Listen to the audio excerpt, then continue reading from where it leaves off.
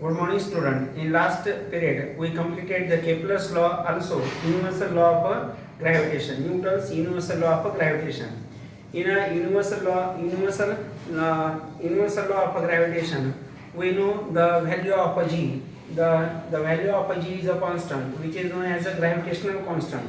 After completing these 2 points, now today we are going to start or discuss about Earth gravitational force.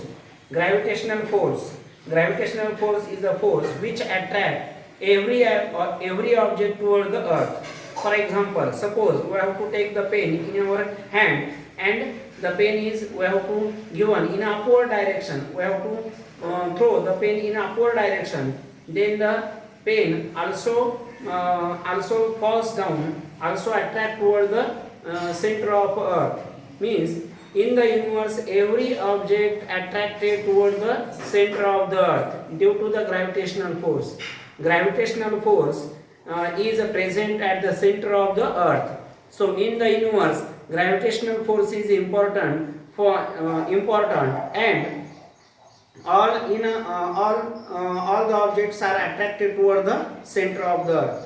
Now one question is arising in our mind: why the moon and artificial satellite does not fall on the earth?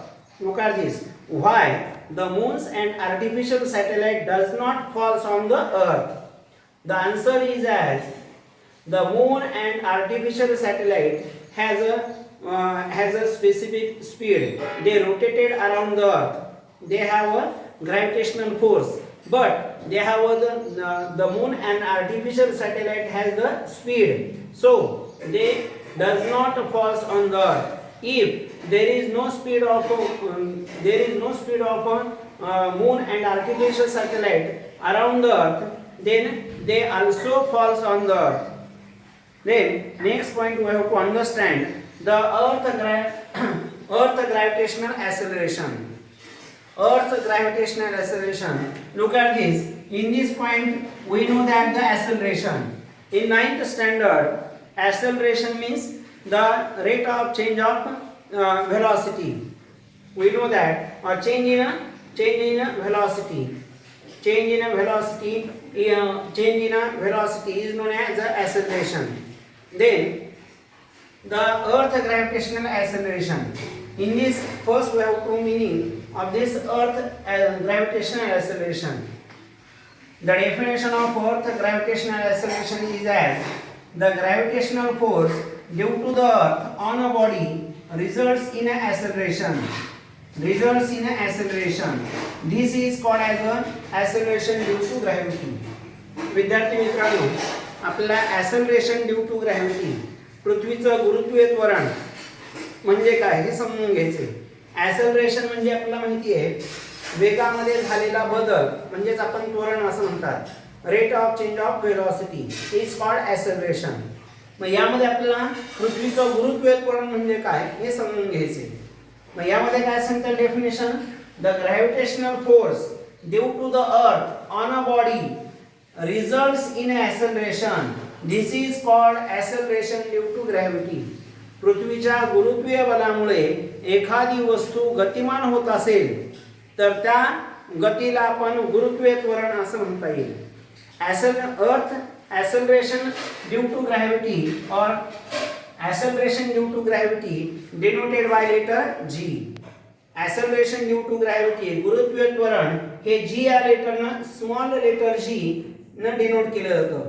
SI unit of acceleration due to gravity is meter per second square. गुरुत्वीय त्वरण याचं SI unit आहे meter per second square. मग यामध्ये G ची value आपल्याला find out करायची. How the calculating the value of G. गुरुत्वीय त्वरणाची किंमत कशा पद्धतीने आपल्याला फाइंड आउट करायची आहे. We know that in previous period we have to take the universal law of gravitation. न्यूटनचा वैश्विक सिद्धांत आपण घेतलेला आहे. त्यामध्ये आपण F इक्वल टू Gmm/r² हा फॉर्म्युला फाइंड आउट केलेला आहे.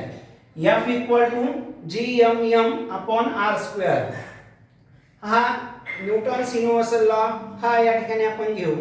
त्यावरून आपल्याला जी ची व्हॅल्यू काढता येईल, acceleration due to gravity, that is मराठीमध्ये आपल्याला गुरुत्वीय त्वरण म्हणता येईल.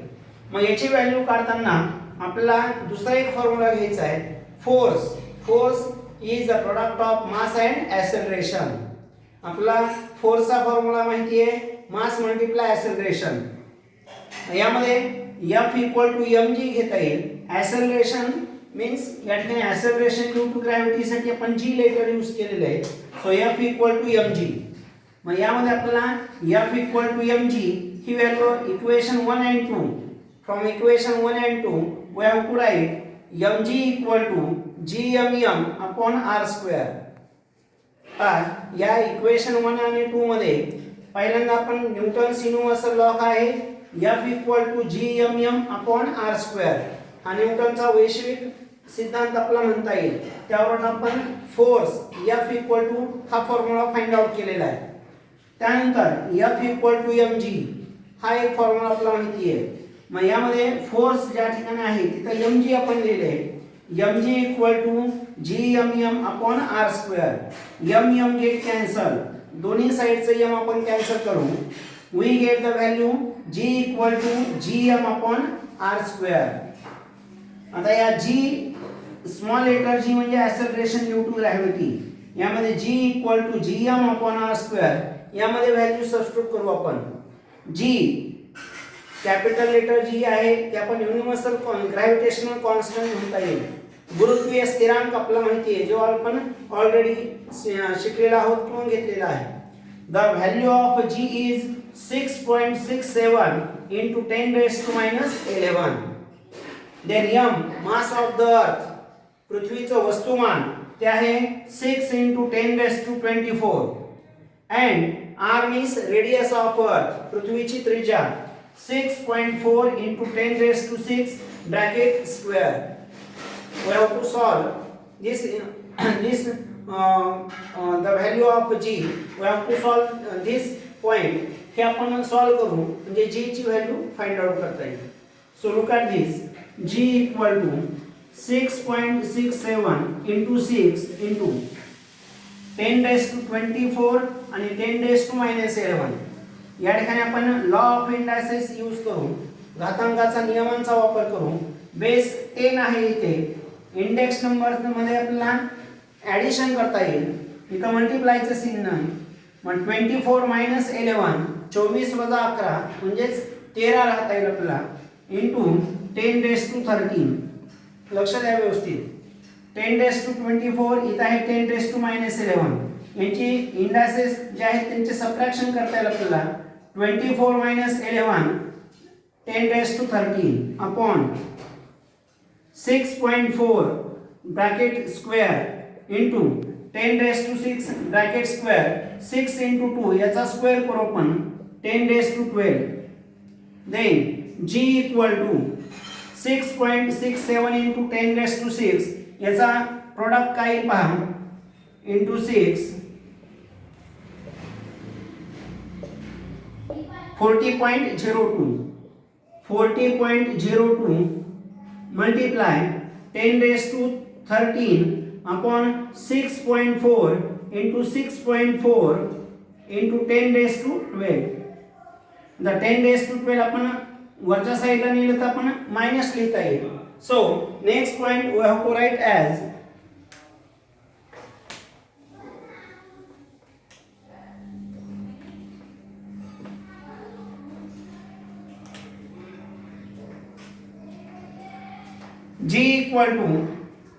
g equal to 40.02 into 10 raised to 13 into 10 raised to minus 12 upon 6.4 into 6.4.